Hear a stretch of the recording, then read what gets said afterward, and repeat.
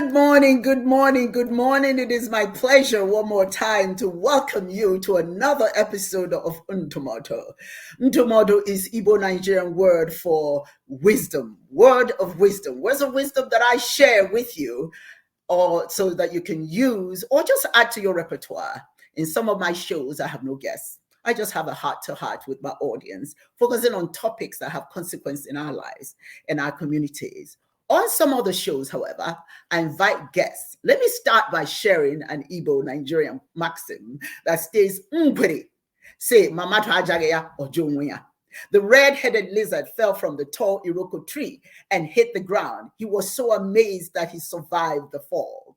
He looked around to see if there was somebody to validate this awesome achievement. However, since nobody said anything, the lizard started to nod his head and said, yes, I did that. I am great beyond measure. I am a survivor. I move forward. Then Ndumodu Show goes into the community to find people that many of you may know. Many, I grant, you may not know. These are people who have gone through maybe some trauma, but live lives to the fullest and live like the red-headed lizard. They validate themselves by saying to the world, this is who I am. This is what I can do. And they proceed to enrich their communities with their effort.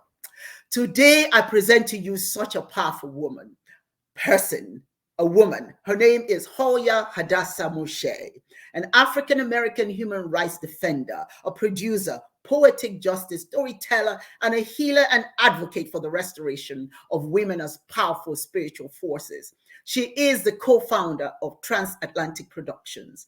Lady Hul'yah-Hadassah Moshay, as she is commonly known, is a woman who spreads knowledge, her scope of information gathered through her exposure, experience, and insight.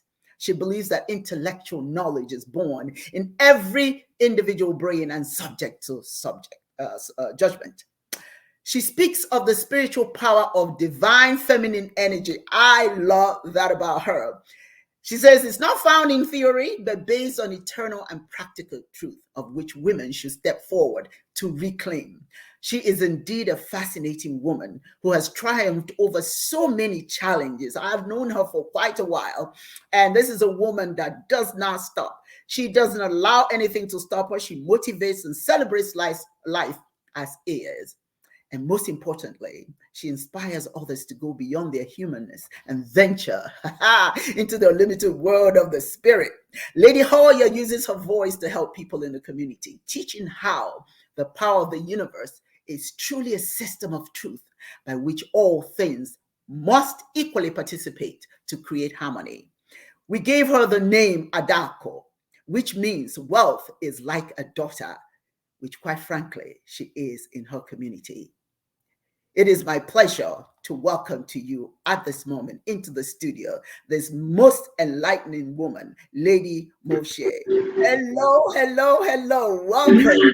Blessed greetings. Thank you. Oh my goodness, that was such a beautiful and powerful introduction. I just had to kind of like float myself on down. I felt so elevated. I You give are thanks. elevated. You are elevated. Absolutely. It is quite, I'm quite excited to have you here today because, I've I'm known you for quite excited a to be while. here. I've known you for quite a while, and every time I meet you, it's like I've just met somebody new because you're just full of so much wonderment, and it's always a pleasure to be around you. Now, I just want to start by asking you this very important question. You have overcome some challenges, and in spite of all of that, you just continue to exude confidence and well-being. Tell me a little bit about, tell the audience a little bit about what you have gone through and how you have overcome them. Well, first, let me say one thing. I have to make a small correction. I'm not the co-founder of Transatlantic Production. I happen to be one of the managers of Transatlantic Production. Okay. So I don't want to be in a position that I'm not actually qualified to say I'm in. But nevertheless, I give thanks. Well, from the time I was born with the placenta over my face and the umbilical cord wrapped around my throat, was an introduction of actually realizing that there's going to be a journey of affliction, but keeping in mind that affliction is not to devour us, but to empower us. But until one knows the purpose and the significance of the pain that we have to endure in order to be a representative and a voice on behalf of those so many that are in being, will be the time that we actually realize that it has significance and relevance. So the many experiences that I experienced in reference to being sexually abused from the time I was 7 years old. The attempt to be abused, but the exposure to the event was the start of my consciousness of recognizing that someone could say that they love you. We have to redefine what love is, simply because one could say that they love you and still go upside your head. One says that they love you and give you drugs or enable you to utilize alcohol and tell you to go get something from the store, and you're drunk driving and then you hurt yourself or somebody else. So we have to redefine what love is, simply because it's used so vastly and so loosely nowadays. People are actually confused. So me being exposed to so many toxin things in my environment growing up landed me on dialysis. And I believe, the old saying where your parents might tell you a hard head make a south behind. Well, I actually wound up utilizing my behind to have to sit down. The universe will come to me and let me know that the journey of boot camp in this worldly system, a patriarchal dominant system, has served this purpose. Now it's now time for me to serve the purpose of the Divine Mother, the Divine Feminine, the energy, the source, the architect, the omnipotent, the omnipresent, the omnipotent, the omniferous, the omnicompetent, the infinite internal intelligent one. That's right. Wisdom. And you do that. Based on all of that, you don't allow anything to stop you. That's wonderful. When people go through that kind of trauma, such as rape, sexual abuse, it does impact you. But I was a victim of that as well as a child. But, for some reason, if you really don't want it to be a part of your existence, you have to find a different way. You know what I'm saying? To get rid of it, and then find your spirit, find your power, and you become a survivor, and then you're unstoppable, as Brooke says, and you just become a mentor to others who have gone through the same thing. Thank you for sharing that. Now, the other question I have for you is, you are a human rights defender, and to be a human rights defender, you have to act to address any human right or rights on behalf of individuals or groups. Now, how do you fulfill the tenets of this calling? Well, actually, I had took a class online offered by the well-known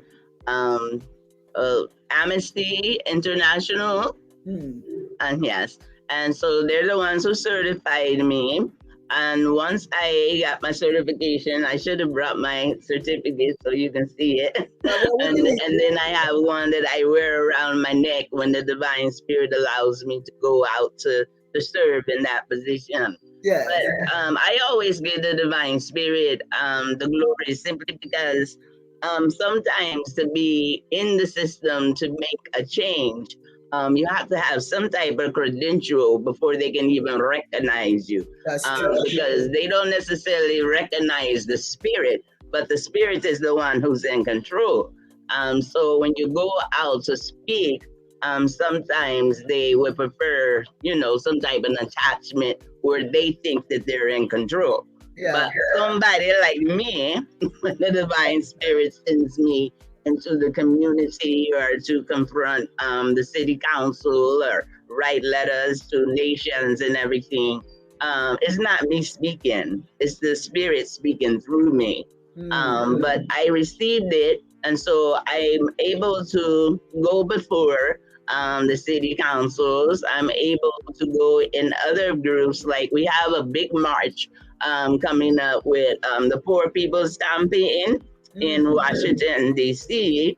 on the 18th for the poor people and the people, the jobless, the homeless. And that's a big organization. So the divine spirit allows me to speak what the spirit puts on my tongue in order to speak. Now, I also notice, because I am the voice on behalf of the divine spirit, some people feel that the things that I say are very critical, judgmental, in opposition, which in all actuality it is. Because whenever there's a government that allows and perpetuates injustice and policies that create the injustice, and you're only focused on the high, and you don't recognize the strength and the power of those that you consider the low, the ones that are the stepping stones, the actual true missing blocks of the building blocks that is necessary in order to have a just society, then I am that voice that are one of the oracles that the divine used to bring light to the true justice, which was going to be rooted in what we call ma'at, truth, balance, order, law, justice, morality, and being in harmony, utilizing those aspects. So when they see you coming, they know something is about to happen, right? they know they better walk straight, because you are not going to give up on it. Thank you so much. That's wonderful. We all should be advocates for other people. Poetic justice. You're a poet. But if we talk about poetic justice, it is a virtue. If your virtue is rewarded and viciousness is punished. And I'll just go back to modern literature, it says that poetic justice is often accompanied by an ironic twist of fate related to the character's own action. How does poetic justice apply to you? When you think of poetic justice, what are you referring to? What does that mean to you? Well, because of our ability to be artistic through music, we as a melanated people, through music, through dance, through spoken word, through arts, through plays, any virtue dealing with the natural senses of our essence of who we are. And that's the reason why we are who we are. We are the mothers and fathers of all nations. So we are teachers. We didn't have everything that we have today. So we have the ability to go within to speak a language that maybe necessarily that the foreigners, the colonizers could not understand. But, when we shift our hips or when we lick our lips with the fire of the tongue of speaking a language of communication, those are the avenues. So one day in July 2017, I was at home. Coming from dialysis, thank goodness, thank good things that I'm no longer on. No longer on that after 22 years. And I was on my way to my bedroom, and I was having a fever. So all I wanted to do was actually get in my bed and sweat out the fever. But all of a sudden, right when I got in the door frame, it was like all of a sudden I recognized that I was sitting at my dining room table, and I had a pen in one hand, and I had a piece of paper in another hand, and I couldn't understand how did I manage to get to the table with a pen and paper and don't even remember it. And so I cried out and I said, what's going on? I have a pen and paper in my hand and I don't remember getting it. Don't remember pulling out no chair. Then all of a sudden, one of the ancestors spoke through my mouth and she says, hey, Black woman. I was like, uh-oh. No. What? What do you mean, hey, Black woman? You never even called me a Black woman. You never allowed me to even refer to myself as a Black woman. So why are you calling me a Black woman all of a sudden? And then the spirit spoke through my mouth and says, I don't mean black as in color. I mean black as an acronym. So she took my hand and she told me to write B. So I wrote B. She told me to write L. I wrote L. She told me to write A. I wrote A. She told me to write another A. I wrote another A. And she told me to write C. I wrote C. And she says, now speak it. And I look at it, B-L-A-A-C. Yeah, I can pronounce that as black. You know, the C in reference to the K, black. Yeah. And she says, not in color, but an acronym. And she pointed to the B. She said, B is for beautiful. And then I smiled. I said, okay.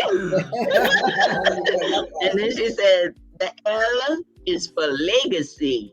I said, oh, okay. I got goosebumps right now. Oh my goodness. And then she says, and she points to the A and she says, ancient. I said, okay. And then she took me to the next A. She says, ancestral. I said, wow, okay. And then she gets to the C and she said, consciousness. And I said, okay. So she took the pen that was in my hand and she pointed it and she started poking me in my chest. And she says, I'm awakening in you the beautiful legacy, ancient ancestral consciousness. Now write. Wow. Mama, I mean, you know. Yeah, I get it. I'm calling you that sometime.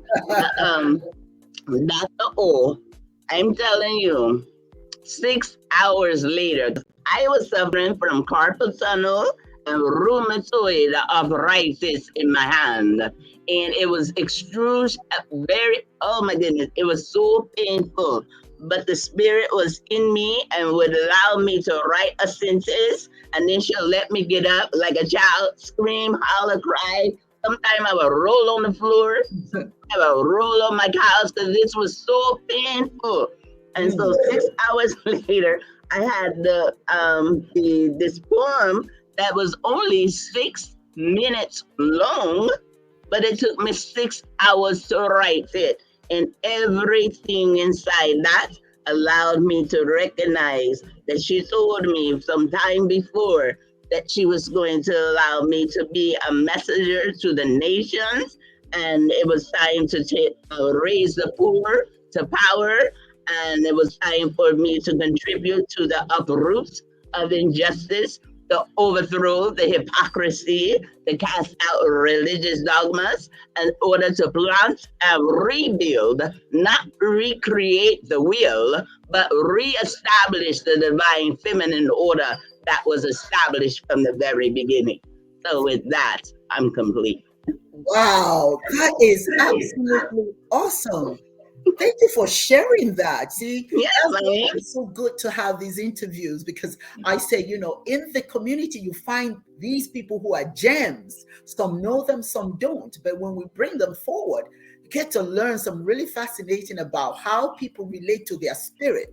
You know, a lot of people have spirit as always male, but we as women, you know, we believe that the spirit in us is feminine. Well, both actually. Yes. Trying to get the feminine. Let me ask you, one aspect of what you do that I find very fascinating is that you are a storyteller, and a storyteller is a member of a class of traveling in some places, these people are traveling poets and musicians and storytellers, and they maintain the tradition of oral history of parts of West Africa, particularly in Africa, the griots.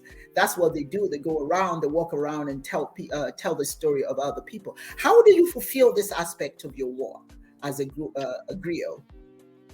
Oh, okay. So I'm gonna pick up with the word that you just actually utilized, because the divine spirit told me I wasn't a storyteller. He told me I was a griot, and there's a difference between the storytellers and the griot. The storytellers, as you just defined, pretty much keep the culture. And we're having some issues with the um, hmm, StreamYard. But you can still hear me. Yeah, we can hear you. Oh, okay. Something happened on this end. There we Oh, go. You're back. See, yeah. you're back. Yeah, so yeah, the storytellers pretty much keep the culture and keep the records, the oral Yeah, records of the events that happen, and they utilize what some people would call proverbs in reference to, or what parables, speaking a language that was more suitable for the community at hand instead of the advanced lark. But the divine told me I'm an oracle, um, a griot in reference to a ministering spirit to leadership. So there's a difference of how she uses me to communicate to leaders versus then me entertaining, or a storytelling. And somebody, actually a few people had told me that they feel that I should be writing a book, and the spirit will never allow me to write a book. But then actually Dr. Imani, you know her, she heard a part of my story, and she said that she can help me write what they call an ebook. And she was showing me how to do it, and it would be a lot faster than trying to literally write a book. And so she come to my house, and we was preparing for her to show me how to write an ebook, because she has written many of books.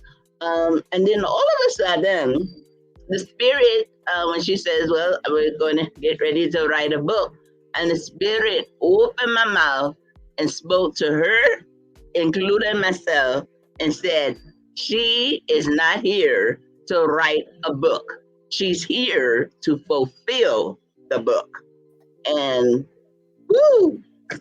wow. I was like, she was looking at me, I was looking at her, and then I said, "Well, I guess I need to find out what book I'm here to fulfill." And she agreed, and she just packed up and she went away. So, in all actuality, the Great Awakening, the paradigm shift, every character, every position, every title, every gift, every talent has already been here before. And if we're going to recognize our ancestors, then we must be able to recognize that when it comes to reestablishing an order out of disorder, the gifts are already here. What's the purpose of recognizing your ancestors if you don't utilize the gifts that they have set here and That's it's right. traveling through your veins in order to make a change in an environment that needs changing, not let alone purifying? So Yes. the spirit's telling me, I'm a sequel, Mama, just like you are a sequel. Everyone is a sequel from a certain type of gift that once the paradigm shift has already set the stage, written the script, and appointed the players, then you must be able to recognize who you are, and what your purpose is. Because when you are off script, you can't affect the whole book, the Mhm. whole message, the whole vision, you know? So I'm here to fulfill the walk of many.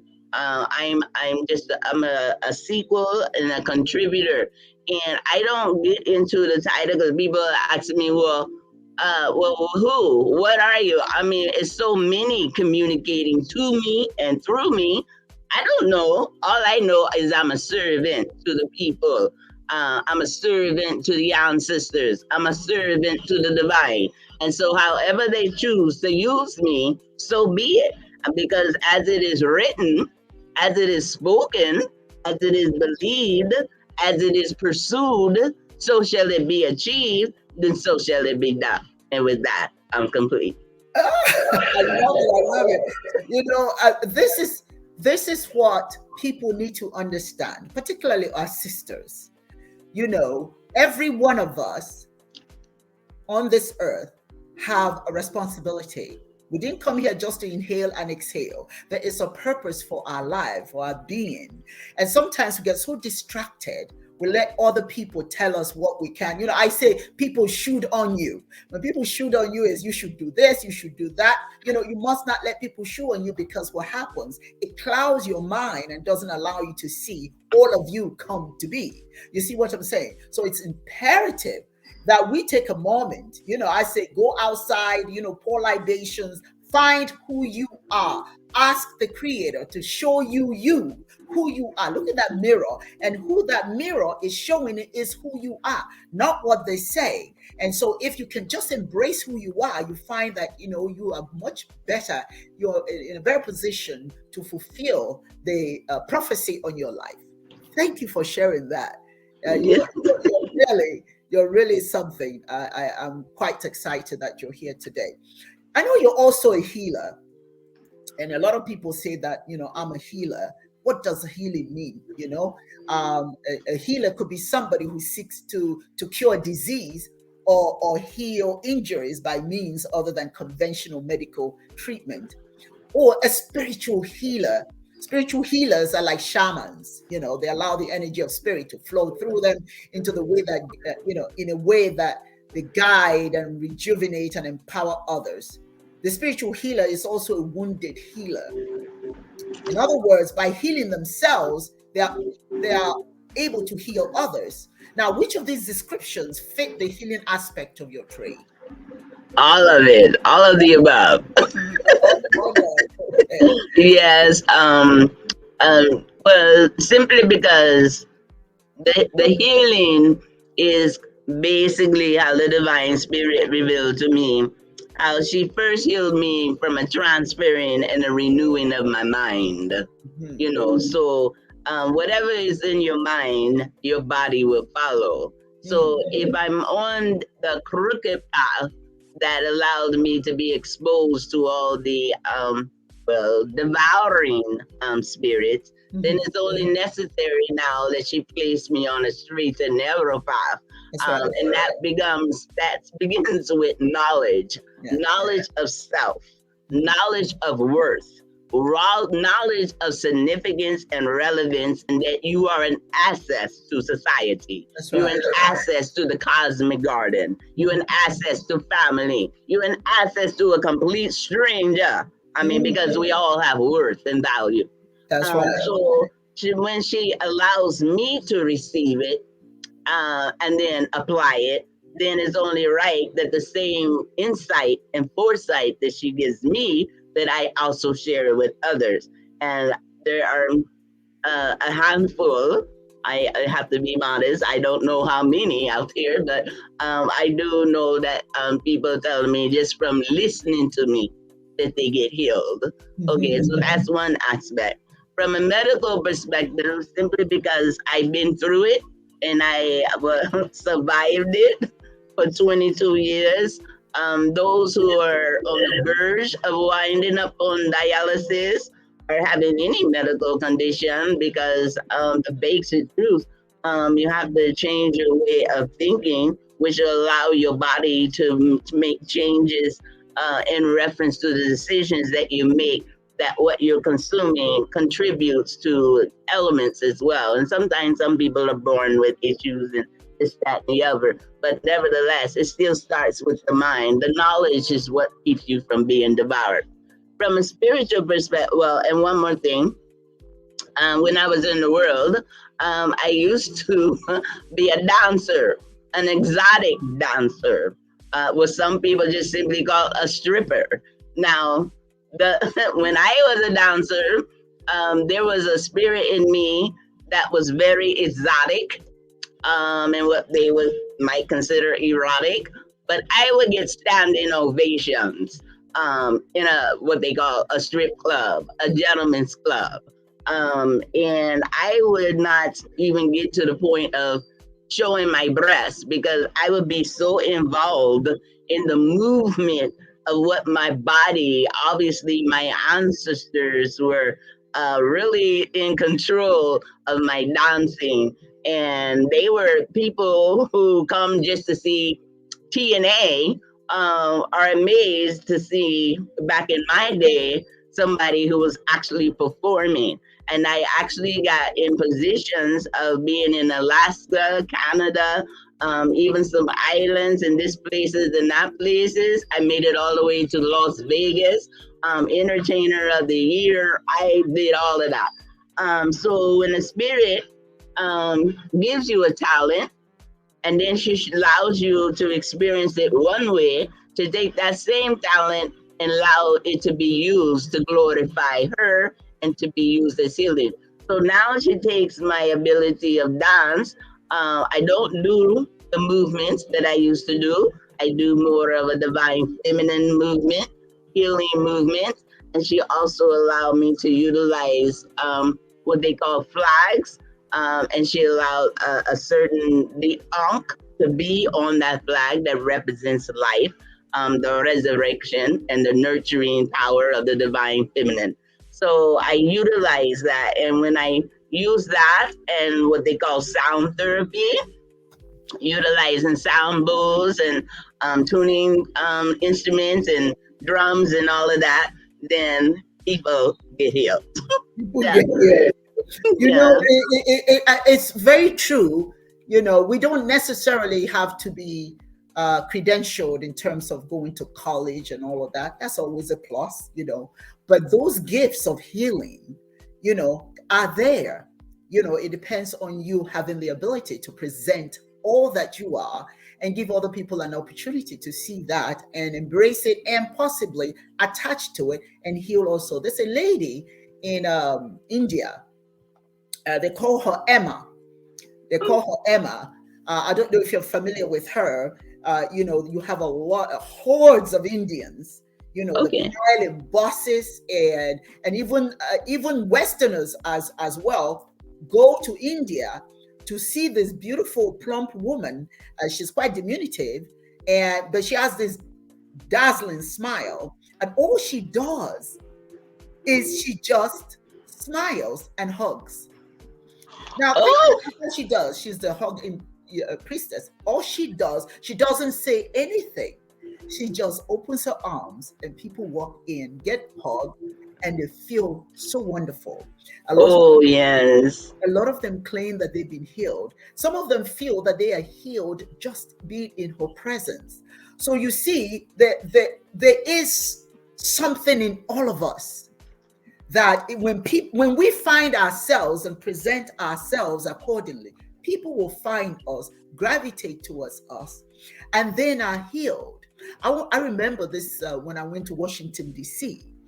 and I was as a spiritual, as you well know, I'm a spiritual leader, and I went to Washington D.C. and it was an African American festival, and it was hordes of human beings. Humanity was all over the place. It was just wonderful to see all these people. And then I, in my capacity as a spiritual leader, I called upon all of them that I wanted to apologize. It was like an apology tour. I don't know if you're familiar with the Fahankra at one time in 1989, I think it was 1990, 89, 90, something like that. the Ghanaian chiefs came to America to apologize to the African Americans for their participation in slavery. So at this festival, I was representing the Africans who were apologizing to the African Americans, to the diasporan Africans, for whatever role that we may have played for, in slavery. And I'm telling you, all I did was just bring them forward, and I held their hands, and I give my apology, speaking to them accordingly through my ancestors, and say, in spite of whatever those challenges were in the past, we're still one. But let me tell you, the tears that were flowing from these people, I mean, it just reduced me to mush, because the point of the matter is it felt something. I didn't have to do much, but just speak. Just my presence and their presence, we came together. It was an energy that was so powerful. So I do know that healing doesn't necessarily have to be medical. It can be just a human being touching another human being, and the energies coming together. And here we are. Can I add one thing to that, Mama?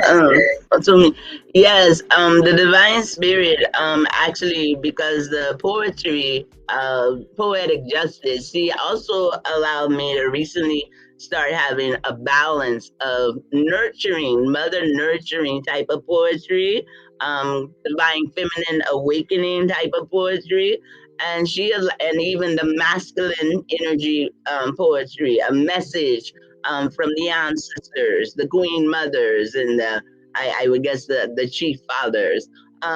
She allowed me to write a message.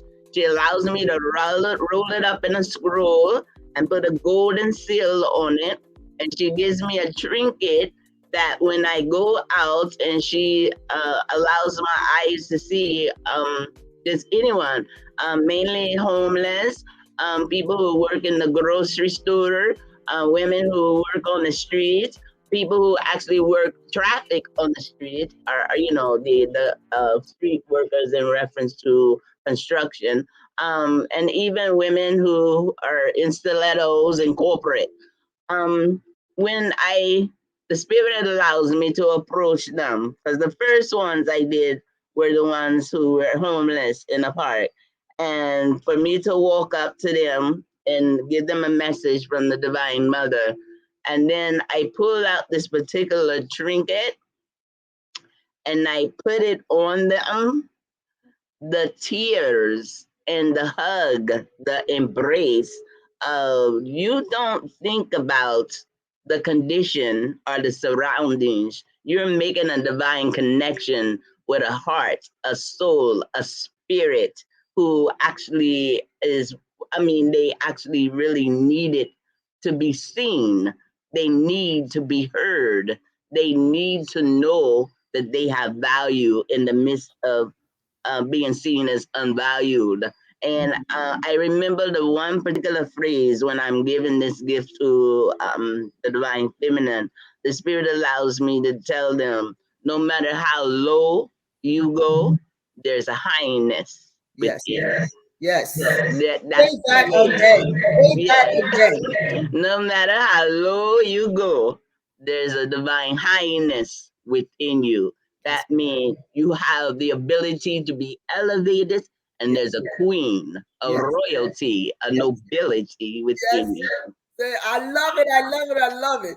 In spite of. That's In the word. spite In of, spite of. in spite of, mama. That's right. Don't let anybody tell you who you are or what you can be, because you're all of that Yes, and then some. yes, You just have yes, to know it. I would say, before you leave that door, talk to yourself in the mirror. Remind yes, yourself who you are, because by the time you get through that door, somebody's just waiting to tell you that you're less than you think you are. But if yes, you affirm to yourself, yes, you yes, understand that right where you are, the power is. It doesn't matter what people present to you. You will yes, hold on to that acknowledgement, and that will yes, rule your day. I think that is wonderful. One of the things that I've always known you for is your insistence your insistence that women should be restored back as powerful spiritual forces. Tell us about that. That should keep you talking today because I know you're very much into that. Yes. Well, when the divine spirit revealed to me, now most of us are accustomed to hearing about the Father, the Son, um, and some of us might recognize what they call the Holy Spirit. And the divine, when the truth comes, it's supposed to set you free. So whatever your condition or whatever the situation that you're in, the truth is going to come to minister to you to first set your mind free and then let you see a mirror image because we create shadows of ourselves. The shadows themselves is not the wholeness and the pureness and the fullness of us, but it allows us to see that there is a cast, a dark side and a hidden side, something that needs to be addressed. So when religion, for perspective, they say that woman is the reason that sin is in the world, based on the teachings of I would say a revised version of the original. Now, the original would never allow what burst everything into existence to be considered a sin, or even her presence in order to bring forth a civilized nation or a people of nobility and royalty. So we already know that that's a patriarchal, dominant society way of thinking who is actually jealous of the divine feminine, and that can go into a whole nother perspective. But nevertheless, the divine spirit, she had to show me, if she tells me that woman is valuable, and that she's necessary, and that she's significant, and she's relevant, and she's the cornerstone, she's the missing link, then she has to now open my eyes to the ancient of days, because she told me to look to the ancient of days, look to the old past, look to my ancestors, and she will allow me to be able to see the truth. So when she revealed to me that the first energy is wisdom, which is the architect to create all things beautiful and necessary, was a divine feminine nature. And our ancestors had counsel. The divine feminine had a counsel with a CIL as well as SEL. And with that counsel, the divine spirit allowed me to recognize that just like in Mama Africa, when the women are the leadership of the market, right? Nothing is sold, nothing get weighed, nothing is distributed without coming to the queen of the market, the mother of the market, to make sure that there's balance and harmony and everything. So it's the same manifestation throughout. So when she revealed to me that what we had is not the past tense, it's present, because when she created all things, this was a necessary, this is an attribute, this is a position that was set in concrete or set in stone, set in the minds and the hearts of the people who was able to receive, acknowledge, uplift, and respect the divine feminine.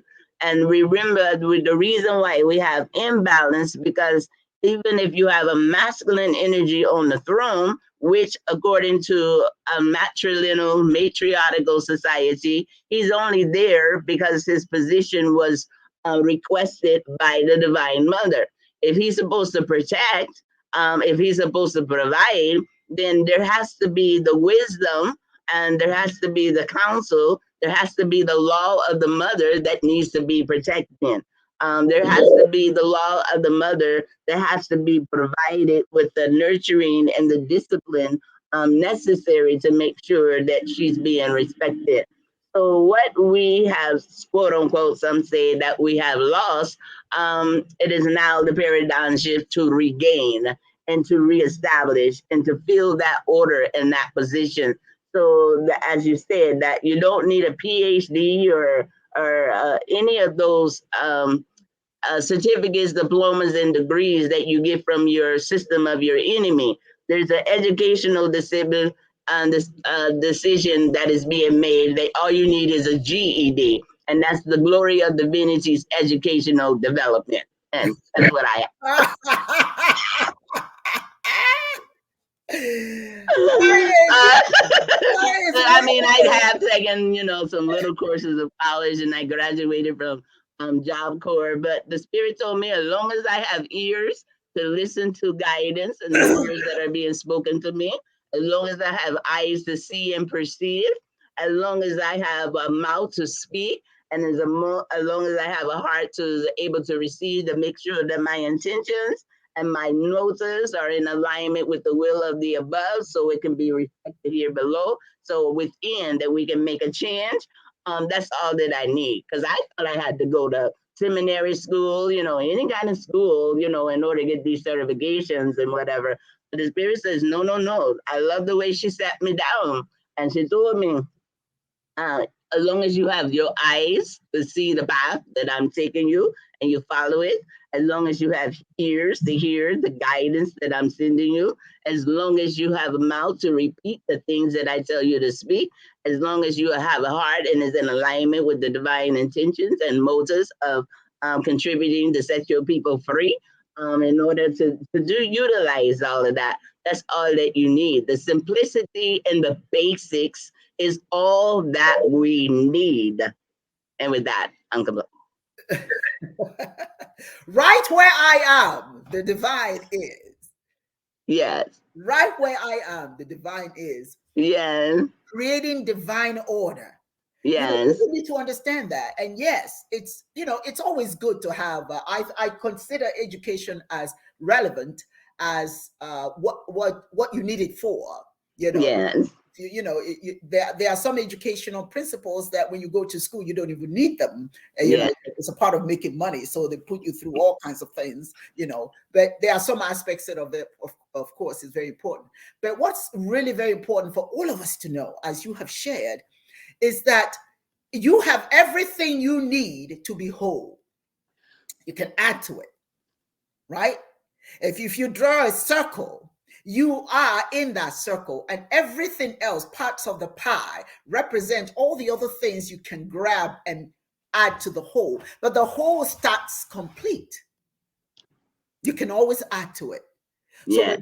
when people try to make you feel that you're less than because perhaps you don't have this, you don't have that, you are allowing people to define you. Define Yes. yourself and walk in Yes. holy boldness. I say walk in holy boldness. Hold your head Yes. up high. And if you have a hunchback, try and straighten it out and keep two-stepping. You know what I'm saying? People's definition of you must not be your reality. My father told me that. People will always define you. That's part of life. Yes. Misery likes company. People will put somebody down to make themselves bigger. Yes. But anybody who finds that that's something that they must do to be bigger, that person is really quite small. I tell a story, and I want to repeat it today before I ask you the next question. The old man in my village. I tell this story because it's so relevant. This is self-esteem. This is how self-esteem works. If you believe in yourself and in your ability to live through life without anybody's validation, that's what this man represents to me. His name is Okojumo. He was a gentleman in my village, and I don't like to use this phrase, but he was, okay, let me put it this way. He wasn't good looking, okay? He walked with a weird gait. He was just as some people would say, he was an ugly man. But he showed us that ugly is relevant. It all depends. Yeah. It all depends on what you call ugly. We used to tease him when he was walking down the street, walking all funny and everything, as a bunch of children, we'll run after him and we'll tease him. And we ask him, why are you so ugly? Children have no filter. Children have no filter. They just let it roll out of their mouths. So we ask him, why is he, he has a big head, and his head, he literally has to hold on Oh, his head to walk, and he had yes, small gait, and his legs were crooked. So for children, he was an easy target, right? Again, yes. earlier, children don't have a filter, and we Mm-hmm. call him all kinds of names, but he was always smiling. He always had a smile on his face. And so Mm-hmm. finally we said, why do you always smile in spite of all the name calling and all of that stuff? And he paused, he stopped, and he looked at us and he said, let me tell you something. Who I am is not, is what you call me is your opinion. It is not what I am. You Yes, see, I am the other side of the story. If you are tall, then I'm shorter than you. That means we're even. We yes, taller and shorter at the same time. So I own the right for being short, while you yes, own the right for being tall. If you are skinny and I'm fat, as we called him because he was stubby, he says, well, then I own the right for being stubby, while you own the right for being skinny. If you are more beautiful than I am, if you're beautiful and I'm ugly, then that means I own the right to ugliness. You own the right to beautiful. How would you know that you're beautiful if I didn't show you my right as being ugly? In other words, what he told us, you cannot be greater than me in everything. yes, You are this and this, we're even. yes, So no matter what opinion people have about you, what is your opinion? yes, You are the other side of the coin. So yes. nobody is complete without you, and you're not complete without them. So it's important that we build on what we know about ourselves. Thank you for sharing, that wonderful, wonderful thought that you shared earlier. Uh, uh, Oh, uh, can I add something to the ugliness? Just a short thing, because the divine spirit she revealed to me. Um, there's nothing ugly, because when we say something's beautiful, yes, that's when we create ugliness. that's right. That's and so she allowed me to recognize that everything that exists has a beauty, That's right. regardless of how we may perceive it. If That's it. she created it, it's a part of her. That's So when right. we look inside of our bodies, we might say it's ugly because it doesn't reflect on the outside of us. Yeah. But so What's each inside? person is a part of that. Yeah. And okay, you want to Yeah. move on? Yeah. So no, but I that is important. That's just the thing. It doesn't matter what people say about you. If they call you names, that's the external thing. But what are you inside? Even to Yes, tell a bunch of children that their assumption about what's right and what's not right is wrong, because it's based right. on their perception, not the real deal. Yes, absolutely. I just want to read something that Brooke Berlin Baxter wrote. She said, Lady Moshay, you are an example of great healing and have a great testimony. And yes, indeed you do. Bless it. Thank you. You're really let me ask you now, if somebody wants to get in touch with you, how can they get in touch with you? Well, I have a phone number and I have an email. Please share those. Please share those. Okay, phone number 678-469-3987. Again, 678-469-3987. And then my email would be lady with a capital L, Lady Hadassah. You see my name on the screen? Yes. Hadassah Moshay, and then the number one at gmail.com. Lady Moshe, I'm going to share all of that on this at the end of the program, so that those who Okay. want it, they can still, they'll be able to connect with you. Could you Oh, I appreciate it. share your phone number again, please? Share your phone number. 678-469-3987. Very good. And your Oh, email? and I did want to say that the spirit just allowed me to say recently that, some people say that I'm an angel, and some people say I have tendencies or behavior of the opposite.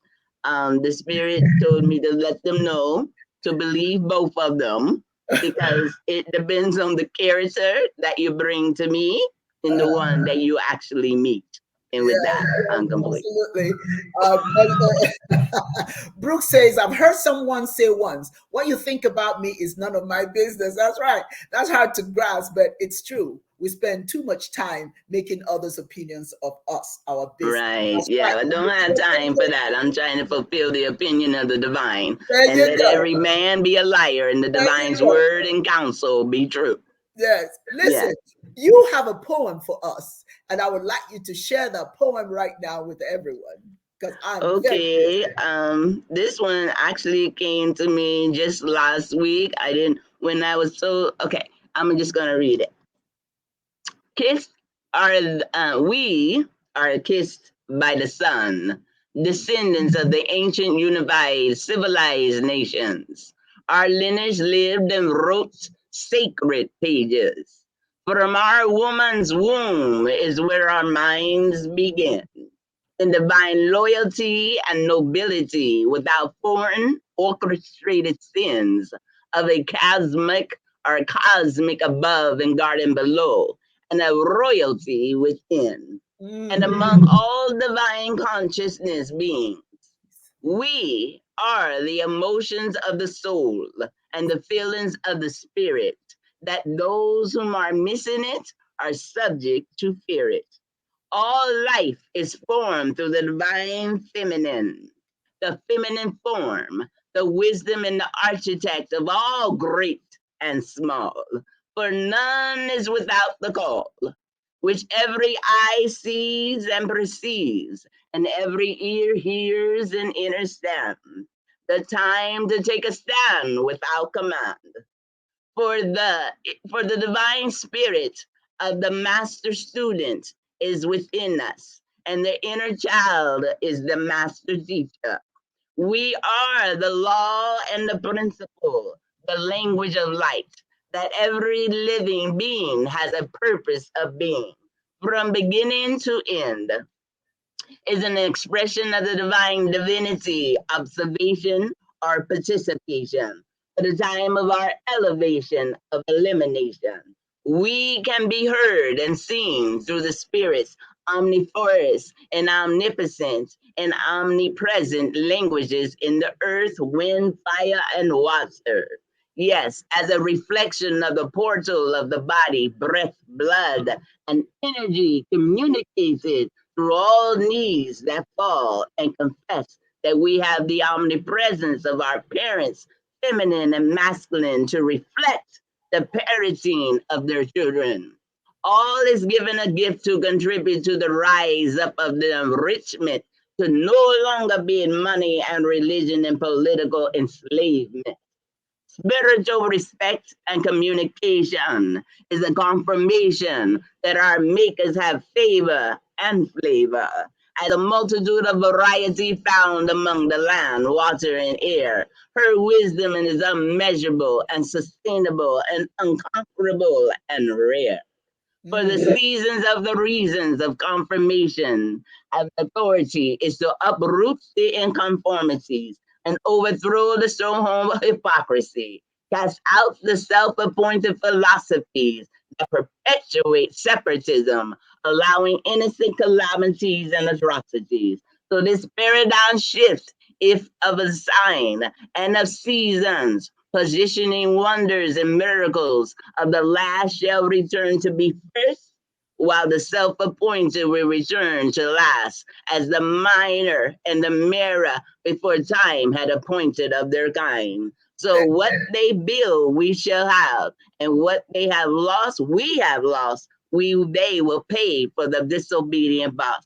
So, we are the only selected cosmic elected that is full of the unexpected as we reestablish the cosmic planetary mind, the antidote of the unbalanced injustice, falsehood, and chaos, the structured morality for above, below, and within the harmony. So the inner voice of knowing and the energy of doing is the collaboration of our multiple co-creation, pursuing kindred spirits. So the language of light must unite, but not a fight, but a family reunion delight, to be a judge, witness, and a witness.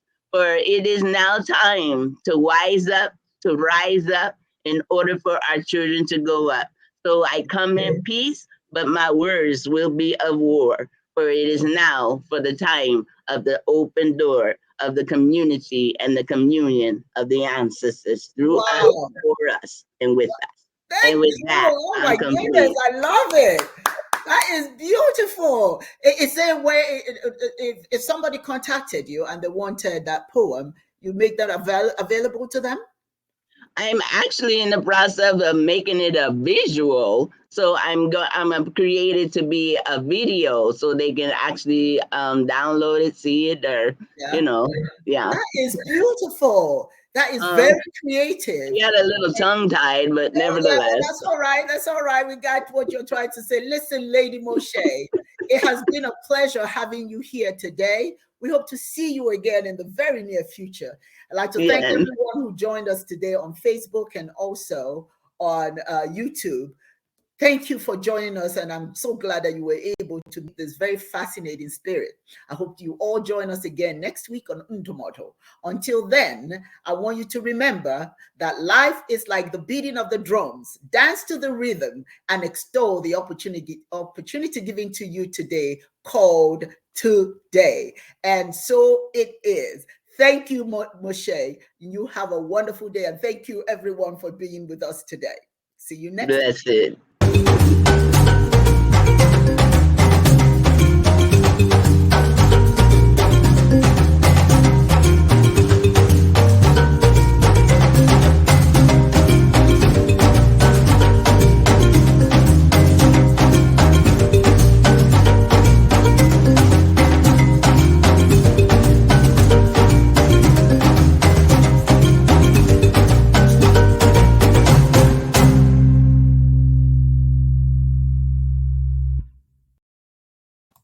Okay.